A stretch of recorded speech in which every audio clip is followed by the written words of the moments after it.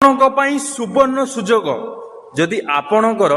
traffic चालाण एपर्यंत clear होई नाही तो आमर जो लोक अदालत बसी मार्च 14 तारिख रे तो सही मार्च 14 लोक अदालत कह